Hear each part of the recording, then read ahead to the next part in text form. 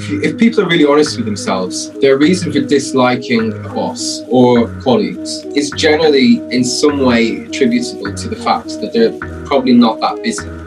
If you're very busy, you don't have time to get involved in office politics, in drama. It's just not, it doesn't even interest you. If the clock is ticking and you've got a million things to do, you're not paying attention to that. The reason I bring that up is because that point you've made is almost, I would say 70% of the time, let's say, negated by being in a freelance capacity, because chances are you've got more than one client. So let's say you've got 3 hours dedicated to this client or this day. You're thinking about what you've got to do after lunch, what you've got to do before you're going out for dinner with this Tinder date you've got, whatever it is. Yeah. You're not thinking, I'm going to have a row with Sandra because she was disrespectful to me on the email, or Kevin in accounts needs to stop, calling me this in front of clients. You just don't have time or interest in it.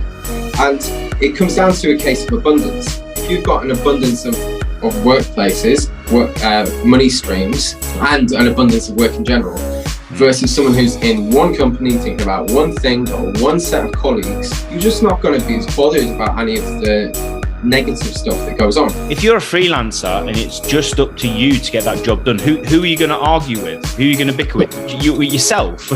It's kind of, there really is none of that office politics, and you are driven every day to meet the target because it's only you who is responsible. There's no...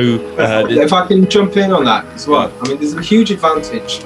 So I've got a lot of experience working in scenarios where there's a mix of freelancers and permanent staff. That's a particularly sweet situation in a certain respect for at least an experienced freelancer, because the permanent staff tend to be more wrapped up in feeling it's more important to them to feel respected. Their job title is very important to them. Their authority, whatever it may be, is extremely important to them. I'm not saying that's not justified, and I'm not belittling that. It's just a fact of this situation. Whereas you're in there as a freelancer, you're more than likely you're on a day rate or an hour rate. All you care about is, number one, your invoice is going to be paid.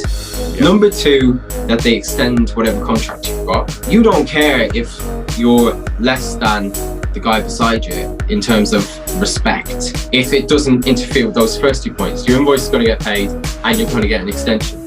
That's all you care about. So don't even belittle yourself by letting these things play in your mind, because you've got bigger fish to fry.